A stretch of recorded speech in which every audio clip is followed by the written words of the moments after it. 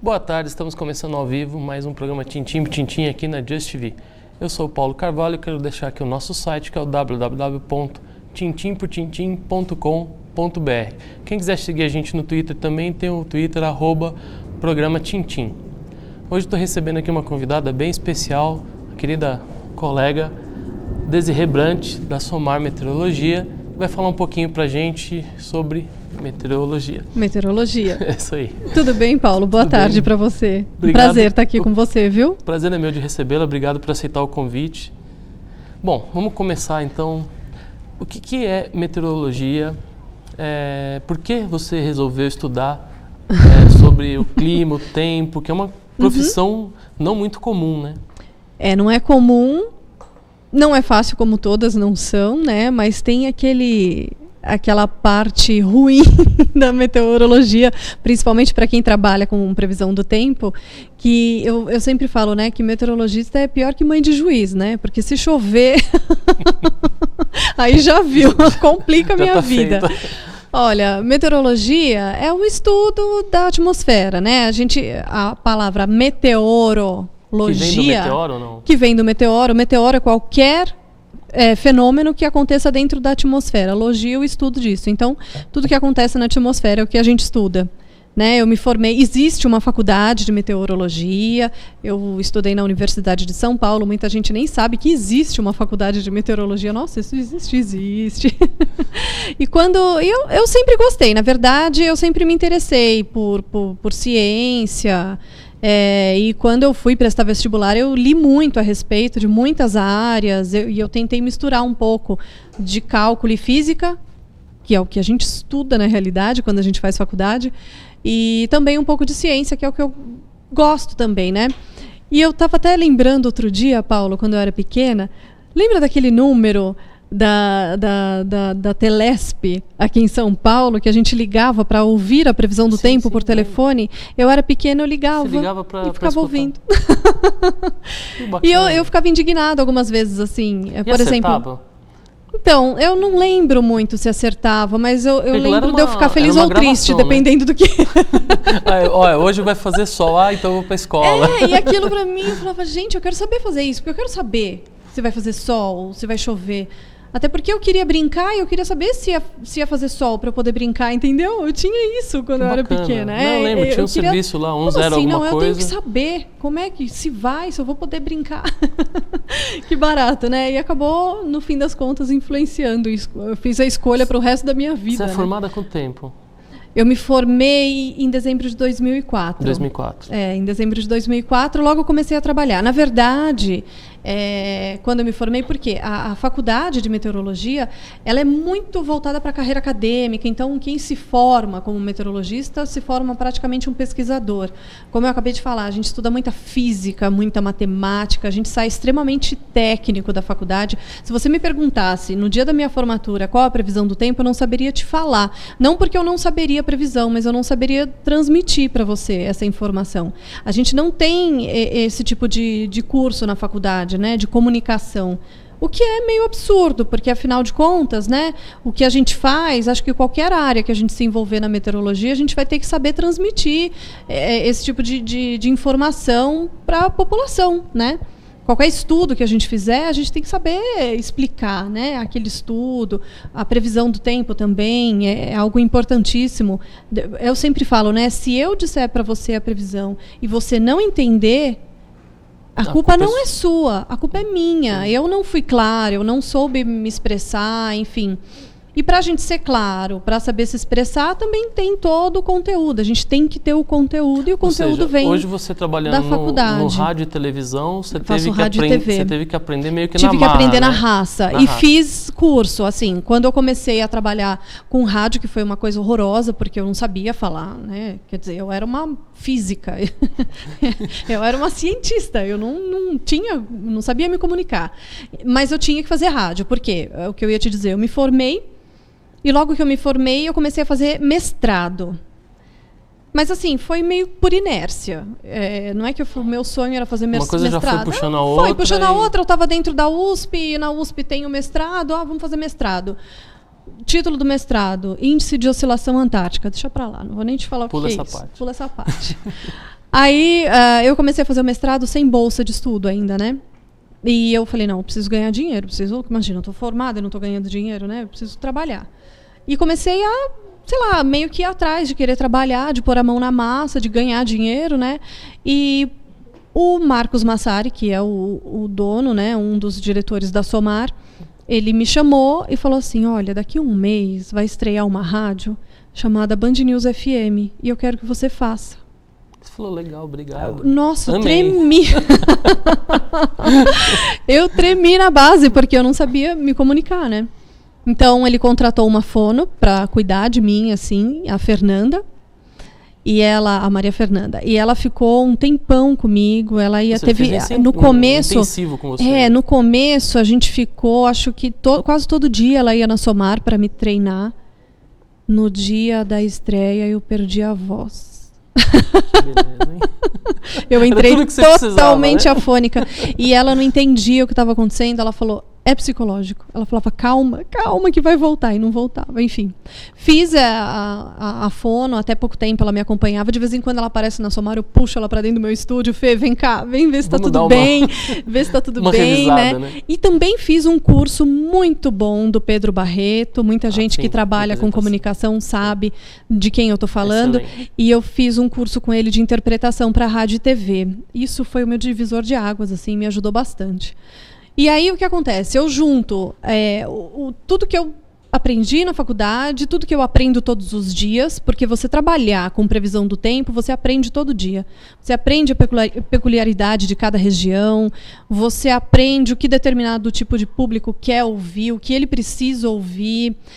Por exemplo, na TV eu trabalho com agricultor, que é muito diferente do meu trabalho com o público das rádios, porque a maioria das rádios que eu faço são rádios urbanas. Então, o cara quer saber se vai chover ou não, porque se vai estar trânsito ou não. Ou se no fim de semana ele pode descer a serra, se ele pode ir para a praia. Não é? É esse tipo de previsão. Agora, o agricultor, ele quer saber como é que vai estar a próxima safra. O El Niño vai estar presente? Ele vai influenciar a minha safra? Daqui 6 meses, um ano, né? Não é hoje, amanhã, fim de semana. Não é hoje, amanhã, isso para ele não importa. Ele quer saber a próxima safra, né? Então, é um outro desafio. E outra coisa, eu tenho que saber que tipo de agricultor que é. O produtor de milho é diferente do produtor de algodão, que é diferente do pecuarista, né? Então, assim, eu tenho que saber em que fase que está determinada cultura. O trigo, que também é diferente, né? E, por exemplo, o cara está a fim de colher. Aí imagina, todo mundo acha que agricultor gosta de chuva. Ele gosta, na hora Durante certa. A plantação, determinado Ele tempo. gosta na hora certa. Aí, por exemplo, soja, né? Que é algo bem complicado quando a gente tem muita chuva. Pode dar doenças fúngicas, então eu tenho que tomar cuidado com isso. Aí, por exemplo, teve um ano, inclusive esse ano a gente teve esse problema também na soja, na região central do Brasil. A chuva ela se estendeu e o cara não conseguia colher. Então imagina eu chegar na televisão, toda feliz e contente, e falar, vai chover na sua horta, pode ficar tranquilo. O cara não aguenta mais chuva. Ele quer botar a máquina dele no campo para colher e inclusive fazer uma próxima safra. Ele quer aproveitar para fazer o safrinha do milho, entendeu? Então ele tem que colher logo para plantar logo, para aproveitar aquele restinho de chuva do período do verão. E eu tô toda feliz falando que vai chover e o cara e ele totalmente triste, falando, pelo amor de Deus, faz alguma coisa, então, né? Então assim, eu sempre tenho um desafio, eu tô sempre aprendendo, então eu estou sempre em contato com o produtor rural, eu estou sempre em contato com pessoas também das cidades, dos centros urbanos, né, que eu tenho que saber para que tipo de público eu estou falando. Por exemplo, eu faço as rádios da Rede Bandeirantes, né, de todo o Grupo Bandeirantes. Cada uma tem um jeitinho. A Band FM, eu não posso chegar na Band FM e falar, olha, uma área de baixa pressão provoca chuva, ou então, olha, uma área de alta pressão impede a formação de nuvens de chuva, portanto, os próximos dias agora vão ser dominados por um bloqueio. Se eu falar um negócio desse, o cara desliga o rádio na hora, entendeu? Eu tenho que ser simples a cada canal, e rápida, né? E fazer o cara entender o que ele vai encontrar ao longo da semana. Chover. Ponto. Vai chover, vai fazer calor, hoje você vai pôr blusa quando você sair de casa, hoje você vai sair de blusa e vai tirar a sua roupa. Né? Entendeu? Assim, já a Band News FM é uma rádio mais notícia, então é um negócio mais certinho, mais bonitinho. A Rádio Trânsito, né? A Rádio Trânsito, ela é dinâmica, e o que importa na Rádio Trânsito? É o trânsito. É se tá vai chovendo, inundar, se vai parar marginal ou não, né? Vai inundar ou não, entendeu? Então, assim, cada rádio tem o seu jeitinho, por isso que eu falo, né? Todo dia eu aprendo. E na TV você está fazendo o quê? TV é o Canal Rural? O Canal Rural. Eu apresento a previsão do tempo lá, é algo bem segmentado. Para esse público bem que você falou na linguagem dos agricultores, né? Então, assim, hoje, por exemplo, eu levei para a TV um gráfico de previsão estendida de chuva para os próximos 6 meses. Claro que eu não vou falar que no dia 8 de janeiro vai chover. Não é isso. Esses gráficos, eles mostram, assim, uma tendência. Por exemplo, agora no mês de setembro, no interior da Bahia, praticamente, quer dizer, não tem previsão de chuva. Outubro também não, finalzinho de outubro começa a chover, e esse gráfico ele começa a mostrar essa tendência. Aí novembro começa a pegar o jeito, e mais para diante a chuva ganha força, tá? Então o agricultor ele está muito acostumado com esse tipo de gráfico, então ele bate o olho ali, ele entende o que eu estou falando para ele. Agora, jamais eu vou mostrar um gráfico desse numa TV aberta, normal, para um público em geral, né? O público não importa, né? Porque o cara quer saber se hoje está chovendo, se eu posso programar o meu fim de semana para onde, né? Então, no máximo o mês de janeiro, que é o mês de férias, né? Então o cara fala, pô, será que no como é que vai estar o mês de janeiro? Eu tiro férias eu tiro férias na primeira quinzena ou na segunda, talvez ele se preocupe com isso. A gente recebe muito e-mail, assim, também, viu? Lá na Somar, a gente recebe muitos pedidos, assim. Além o nosso forte mesmo é com o agricultor. Sim. Que mandam perguntas a respeito dos próximos meses, como é que vai estar a chuva, quando é que volta a chover na região dele. Mas tem o curioso também, então, que... Tem gente que programa férias, casamento. Casamento, pra saber casamento. Pra não chover no Nossa, dia, a gente fica desesperado. Meu casamento é em área aberta, o que eu faço? Vai chover? Quando que é seu casamento? Dia 2 de fevereiro de 2014. Você falou, olha, por enquanto olha, não. Por enquanto, vou fazer o seguinte, peraí. Intuição feminina. Chama a mãe de nada, acho melhor. Agora, falando um pouquinho de previsão de tempo, qual o tipo de estudo, que ferramenta que você usa para dizer hoje é a mínima e máxima? Depois a gente vai explicar até o que é mínima e máxima para o internauta que ainda não entendeu ou tem alguma dúvida, para deixar mais claro o que é a mínima, o que é a máxima. Já a gente explica. A gente explica isso. Mas eu queria saber assim, que ferramenta que você usa para dizer assim, olha, em São Paulo amanhã vai fazer sol. Ponto. Tá. Como é que você prevê isso? Porque isso daí é uma previsão, né? Não é... Isso, não é certeiro. Se fosse certeiro, eu perco meu emprego, porque é só apertar um botão. O software faria alguma coisa. O software faria tranquilamente. Mas é assim, a gente tem o software, claro, que simula a atmosfera, né? Então, o que acontece? Esse programa, ele recebe, a gente chama de modelo numérico. Ele recebe dados reais, e a partir desses dados reais, ele simula o que vai acontecer daqui para frente. Então, a gente utiliza esse simulador da atmosfera. O que entra nesses dados? Pressão, temperatura, velocidade do vento, direção do vento, umidade relativa, altitude. Tem muitos parâmetros que entram aí, muitas variáveis também que entram aí, tá?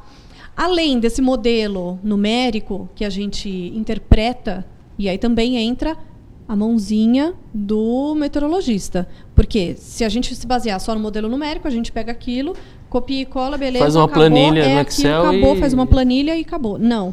O que acontece? Quem trabalha com previsão do tempo todo dia, é o que eu te falei, acaba aprendendo o jeitinho de cada região, se realmente aquela massa de ar polar vai se comportar daquela forma, por exemplo, entendeu? Então, tem a mãozinha, a experiência do meteorologista, e tem também as observações que ajudam a gente a fazer a previsão. Imagem de satélite, que é uma foto do céu para a superfície, que a gente consegue identificar frentes frias, ciclones extratropicais, furacões, massa de ar seco, a gente vê tudo aberto, assim, a gente consegue identificar esses sistemas numa imagem de satélite. A gente utiliza metares, que nada mais são do que informações dos aeroportos, a gente tem acesso, é livre. Quem quiser, entra na internet, procura lá o METAR, só que aí você tem que saber interpretar o código, né? Porque é um código METAR. Então, tem esses códigos também que ajudam a gente saber como é que está o tempo em determinado ponto da cidade, né? De cada região. Tem também os radares. Os radares, eles são usados para agora. Tá? Então, assim, tem uma frente fria chegando em São Paulo, ou então a gente está naquele período de verão, que é quando a gente usa muito mais esses radares, né? Que tem chuva pipocando para tudo quanto é lado no estado de São Paulo. E aí, o que acontece? Esses radares, eles mostram onde está a chuva no momento, tá? É uma imagem toda coloridinha, dependendo da cor, a gente observa onde tem até a intensidade da chuva. Inclusive até com potencial para granizo, dependendo da cor. E aí esses radares mostram também a velocidade. Esse radar é uma foto, então? É uma foto atual? Ela fica batendo várias fotos, uma atrás da outra. E aí essa sobreposição, ela te dá... Pode sobrepor, e aí você faz uma animação para ver até o movimento daquela chuva. Ou foto a foto, você vai identificando. Vai estudando ali, você consegue. E também vem no radar, ele também te passa a temperatura, passa o vento, a velocidade e a direção do vento, que é muito importante para a gente saber para onde está indo essa chuva e em quanto tempo essa chuva que está na zona norte vai chegar na zona leste, por exemplo, tá? Isso é o radar, que a gente utiliza muito no verão. Então tem as outras estações não oficiais, eu diria, né? Que a gente utiliza também. Tem as estações do Instituto Nacional de Meteorologia, que a gente também tem acesso.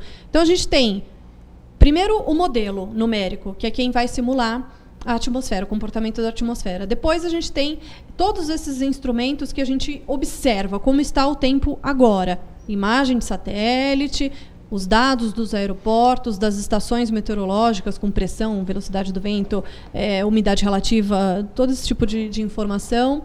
E tem os radares que a gente utiliza mais no verão, como eu falei. E também utiliza no inverno, claro. Sim. Se estiver chegando uma frente fria em determinada região, se a gente tiver acesso a alguma imagem de radar, melhor para a gente. Tá, quanto mais informação, melhor. Uma curiosidade, assim. Normalmente a gente está lá assistindo a televisão ou escutando pelo rádio alguma coisa e fala assim, olha, o tempo agora é, sei lá, 23 graus em São Paulo com chuvas espaçadas. Tô dando uma previsão aqui da minha cabeça. Tá. Com chuvas espaçadas e de repente você fala assim, pô, realmente, tá chovendo agora, parou um pouquinho, tá chovendo. Só que no bairro ao lado não choveu. Isso chama-se chuva isolada. Essas são as chuvas isoladas. Quando a gente fala, por isso que eu gosto... Mas quando a gente generaliza, você vai fazer uma previsão, por exemplo, para São Paulo, você não vai falar assim, vai chover na Zona Leste e não vai chover na Zona Sul. É difícil falar isso. É difícil. Mas nesses radares que você não consegue interpretar isso? Só quando eu estou vendo o radar. Mas aí já está chovendo. E eu já estou vendo a chuva chegando ou para a Zona Norte ou ela chegando para a Zona Sul. Então não dá para prever isso. Você sabe que vai chover, mas você não sabe exatamente aonde vai chover. Por exemplo, no verão, que é a época mais difícil de você dizer onde vai chover exatamente, então o que acontece? No verão, de manhãzinha, quando você ouvir a rádio, você vai ouvir o meteorologista falando assim, hoje a temperatura deve subir, vai fazer 30 graus, a partir da tarde teremos pancadas de chuva. Pode ser de forma isolada. Tá. Ou pode ser pancadas de chuva em toda a cidade. Inteiro, e aí vai São Paulo inteiro. E aí, na hora da chuva, a gente começa a acompanhar o radar. Aí tem chuva já no interior, a gente já está acompanhando o radar, acompanhando essa chuva vindo do interior. Tá? Então, o que a gente consegue fazer? É na hora, falar assim, a chuva que está em Sorocaba, daqui meia hora, deve chegar à zona oeste da cidade de São Paulo. Isso é previsível. Isso sim, devido mas é aos assim, ventos, etc. Entendeu? Mas agora de manhã eu não consigo dizer para você assim, vai chover primeiro na zona oeste, depois na norte, depois na leste, isso eu não consigo. Você sabe que vai chover, mas eu sei que vai chover, mas não necessariamente onde primeiro e sabe exatamente onde vai acontecer essas pancadas de chuva. E falando em mínima e máxima, que é o que a gente tem muita gente que fala assim, poxa, é fácil ser meteorologista, porque eu falo assim, e no mínimo 10, no máximo 35 pode dar qualquer coisa no meio disso, né? Então, não é bem assim. Como é que funciona? Eu vou explicar o que é mínima e o que é máxima. Mais uma vez, é culpa de quem está transmitindo essa informação. Né? Aparece lá a mocinha do tempo na televisão falando amanhã teremos mínima de 10, máxima de 25 graus com pancadas de chuva à tarde. Aí o telespectador que está do outro lado vai olhar, nossa, pode acontecer qualquer coisa nesse dia, né? Não, na verdade, a mínima de 10 ela existe, né? A mínima, a temperatura mínima, o que que é? É a temperatura do comecinho do dia. Geralmente acontece por volta das 6 horas da manhã. Então, 6 horas da manhã, friozinho, né? Aí o sol aparece, essa é a mínima, o friozinho das 6 da manhã. Aí o sol aparece, começa a esquentar. Lá por volta das 2h30, 3 horas da tarde, a gente tem a temperatura mais alta do dia. É o período mais quente do dia. É o quê? É a máxima. Atingimos a máxima. Então, existe, sim, a mínima de 10, que ocorre geralmente no começo do dia, e a máxima que ocorre mais ou menos no meio da tarde, tá? Então, essas temperaturas depois ela volta são até o mínimo previsíveis. também, né? Volta até... Ela não vai ser até menos do que 10 também, né? Não, então... No fim da noite. Pode ser que sim. Se entrar uma massa de ar frio no fim do dia... Aí seria uma segunda previsão, então? Não, a sua seria... mínima não, a gente já preveria. Eu posso dizer para você assim, ó, amanhã a temperatura vai cair ao longo do dia. Tá. Vai começar, o dia vai começar com 12, 25 graus, vai entrar uma frente fria com tudo e vai derrubar a temperatura, o dia vai terminar com 10. São os piores dias.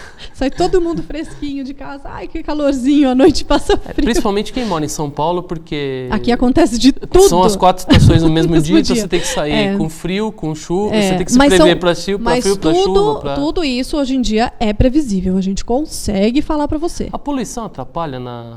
Não atrapalha. A gente tem como... Não ignorado? Não é ignorado. Não é assim, a gente não leva em consideração para fazer a previsão. Sim, não, digo para previsão. Mas ela influencia, sim, no tempo, mas... assim, o que a gente fala sobre a poluição, né? Quanto mais seco, quanto mais quente, quanto mais estável a atmosfera, pior são as condições atmosféricas, né? Aqui em São Paulo, a gente vê aquele cobertor marrom, não chove, não venta, não acontece nada. E aquilo vai aumentando, entendeu? Então, a gente consegue o caminho inverso. Não usar o fator poluição na nossa previsão. Sim. E sim, a nossa previsão, a gente saber quando é que vai melhorar a qualidade do ar. Né? Então, assim, se ventar, já melhora, dá uma dispersada. Né? Se chover, melhor ainda, dá uma limpada. Né? Agora, se não acontecer nada disso, se tiver um bloqueio aqui em cima e que não deixa ventar, não deixa chover, aquela temperatura subindo, aquela inversão térmica, então, assim, aí a gente consegue dizer que vai piorar cada vez mais a qualidade do ar. E fora que a gente leva em consideração, porque tem imagem de satélite que pega focos de queimadas, né? Espalhados pelo Brasil. Então, a gente vê o número de queimadas aumentando. Isso também... é o clima mais seco e... O clima mais seco. E outra coisa, tem muita gente que se ilude, né? Assim, ai, nossa, aqui em São Paulo tá tão poluído. Acho que eu vou lá para Barretos, que lá tá bom o ar. Ah, vai cheirar um pouquinho de fuligem da queima da cana-de-açúcar. Sim. Que é isso que acontece no interior no meio do ano. Aqui na capital paulista, né? A gente tem o ar seco e poluído pelos carros, né? Pela própria cidade, enfim. Própria natureza, e lá a poluição é a queima da cana, né? Tem muito agricultor que faz ainda esse tipo de coisa, né? A maioria deles ainda, né? Ainda é uma grande maioria. Né? Tem muita gente que ainda faz a queima da palha da cana. E aí isso também prejudica a qualidade do ar. Você está respirando fuligem. Eu outro dia estava vendo no seu Twitter, se eu não me engano, foi nos últimos dias de agosto, você postou que a gente tinha 13% ou 12%. 12% isso de me umidade assustou, relativa. Porque eu falei, poxa, isso daqui tá pior que Brasília. O ideal. O ideal para a gente respirar é acima dos 60%. Tá? Isso segundo a Defesa Civil. Que a gente não tem em São Paulo Dizem também, que né? foi a Organização Mundial de Saúde que definiu isso, mas na verdade foi a Defesa Civil. Acima dos 60% de umidade relativa seria o ideal para a gente respirar. A média de São Paulo quanto que é? 30%? Depende do dia. Não, varia-se muito? Depende. Hoje a gente amanheceu com 90%, ia chegar a 65, 70 agora à tarde, porque passou uma frente fria aqui, né? A gente começou o dia nublado aqui, deu uns pinguinhos, tem umidade. Apesar de não ter chovido, a umidade relativa aumentou em São Paulo, e ainda bem, porque não estava dando mais, né? E assim, onde que a gente estava mesmo? Nos 12% Nos São 12%, Paulo. Exatamente. Aí, o que acontece? 60%, acima dos 60%, seria o ideal. 30% já é um valor crítico. 12% eles já consideram estado de emergência. E o que pode ser feito? Meu nariz sangrou com 12%. Tem muita gente que vai a Brasília, por exemplo, sente isso, resseca tudo, resseca a pele, resseca tudo, né? Resseca tudo. E pra quem já mora lá... Foi 12% aqui e em Votuporanga deu 7%. Deu 7%, Imagina, é desértico, clima desértico. Votuporanga, pra quem não sabe, fica no interior de São Paulo, isso, na região interiorzão. Pra frente de São José do Rio Preto. Quente. Né? Que é muito e aliás, quente. A umidade relativa ela é inversamente proporcional à temperatura, né? Por isso que a gente fala no meio da tarde, por isso que a gente fala assim, ó, é bom evitar exercícios físicos ao ar livre das 10 da manhã às 5 da tarde, mas eu sempre reforço que é no meio da tarde que é o pior, que é quando a gente tem o valor mais baixo de umidade relativa. Por quê? Porque é quando a gente tem a temperatura mais alta. Quanto mais alta a temperatura, menor é a umidade relativa. E, ou seja, o esforço físico, então, você vai perder água do seu corpo, e você sente... Você vai se ressecar mais, é isso? Você sente agora, no meio da tarde. Então, para emagrecer é bom, né? Ah, será? Partindo desse aí emagrece e morre, pra né? Para quem retém líquido, então... É uma analogia. Cada um faz suas escolhas. Não, claro. E você estava falando também desses gráficos, né? Lógico, você já explicou que tem um software que te auxilia, mas, por exemplo, você falou do fenômeno El Niño. É possível se prever? A gente estava conversando nos bastidores, você falou também, a gente estava conversando, você comentou do acidente do Air France que teve aqui. Que eu achei que tivesse não, mas que de alguma forma ele pode também ter entrado numa região, você me falou o nome. Quando eu soube, zona de convergência intertropical, é uma banda de nuvens carregadas, de nuvens muito desenvolvidas, nuvens de tempestade, tá? Que ela circunda o globo todo nesse período do ano. Mas isso já era uma coisa que os aeroportos já deveriam saber, e o próprio piloto, né? Por isso que quando aconteceu o acidente, agora a gente está sabendo mais ou menos o porquê do acidente, né? Quando aconteceu, lá entre nós, meteorologistas, a gente falava, gente, mas ninguém viu será isso, que né? foi por causa disso? Porque ele sabe. Não, e não é nem assim. Essa zona de convergência, ela não é assim, hoje tem, amanhã não tem. Não, tem um período que é ela mundial, tem todo né? dia. E é em volta do globo. Em volta do globo. Não, e assim, é um período do ano, que é geralmente no começo do ano, fevereiro, março, abril, que ela está bem ativa. E assim, não é que hoje tem, amanhã não tem. Tem sempre, tem todo dia. Então... ele pode não ter visto a previsão aquele dia, mas ele sabe que existe aquilo naquela época do ano, no mínimo isso. Mas ele viu, ele consertou todo piloto, ao sair para voar, ele tem todas as informações do que ele vai encontrar pelo caminho, né? Então a gente ficou meio surpreso, assim, será que foi por causa disso? Porque ele tem noção de qual tempestade ele pode enfiar o avião dele ou não. Então a gente ficou meio... Que é o lance da turbulência que a gente também estava comentando, também, né? Claro. Ele tem uma visão aí de E alguns quilômetros. ele recebe informação o tempo todo do caminho dele, né?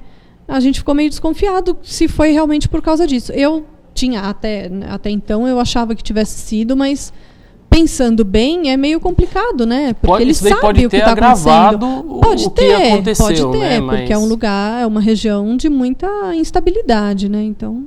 Entendi. Pode ser. E voltando a falar do El Niño, quanto tempo dá para se prever um furacão? Quanto tempo dá para se prever, dá para fazer um estudo e dizer assim, olha, o Helena vai chegar em Nova York daqui uma semana, daqui um mês, daqui um ano? Não, daqui um mês é difícil, mas assim, a gente consegue no começo... a gente consegue no começo da semana ver, olha, tem uma tempestade tropical se formando. E ela está indo... Não, terremoto não tem a ver com a gente, né? É mais para a área de geofísica, é solo. A gente é do chão para cima. Não, estou perguntando até para explicar. Claro, tem que perguntar. Então, um furacão, assim, numa segunda-feira a gente vê lá uma tempestade tropical se formando no Atlântico Norte e a gente consegue ver qual a direção dela e assim, no caminho dela ela vai encontrar águas mais quentes no oceano, isso vai alimentar, porque olha, o furacão adora água quente. Ele ganha força, entendeu? A comidinha do furacão é água quente. Se ele passar por uma superfície, né, do oceano um pouquinho mais quente do que o normal, ele ganha força. E ele perde força quando ele chega na costa. Então, assim, o alimento dele é umidade e calor, né? Por isso que quando chega na costa ele começa a morrer. Ele começa a morrer, entendeu? Quando ele chega na costa de uma determinada região. Ele se forma a partir do quê, então? É um vento que encontra com outro vento e acaba... É instabilidade na atmosfera, tá? E aquilo ganha força com muitas outras coisas envolvidas. Como eu falei, por exemplo, uma das coisas é a água, né? Água e calor. Por isso que essa é a época dos furacões. Porque lá está quente ainda, né? No hemisfério norte. E o Golfo do México ali é uma panela de pressão ali, né? Qualquer furacão que entra ali ganha força e vai. Né? Então, a gente consegue prever esse tipo de coisa. El Niño, a gente consegue prever. Existem modelos internacionais que a gente acompanha para saber a evolução da temperatura da água do mar. Primeiro, deixa eu só explicar o que é o Ninho. Muita gente não sabe, né? O El Ninho é o aquecimento das águas do Oceano Pacífico, né? Da região central do Pacífico. E a Laninha é o inverso, é o resfriamento dessa água. Por que a gente fica de olho? Porque a atmosfera e o oceano eles estão sempre conversando. Então, se a água do Oceano Pacífico esquenta ou esfria, né, cria uma anomalia positiva ou negativa, isso com certeza vai influenciar no comportamento da atmosfera, a circulação muda, isso muda o comportamento de chuva na América do Sul até de uma forma global, né, não só aqui na América do Sul.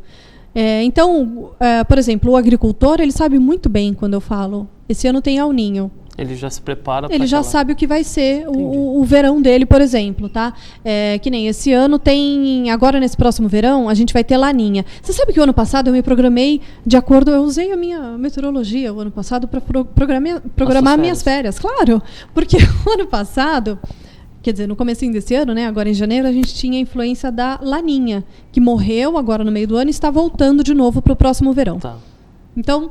Como que eu me planejei? Eu sei que aqui em São Paulo, quando tem Laninha, não que todo verão vai ser assim, mas o risco da gente pegar aquelas semanas de tempo nublado, com chuva o tempo todo e frio, em pleno verão, na praia aqui em São Paulo, é muito normal grande. Quando a gente tem Laninha. Então, assim, porque a Laninha ela faz as frentes frias desviarem para o oceano, aqui em São Paulo acaba gerando uma circulação marítima e acaba ficando uma semana de tempo fechado só na costa de São Paulo, entre a capital e o litoral. O interiorzão tá lá, bonitão, sol, calor.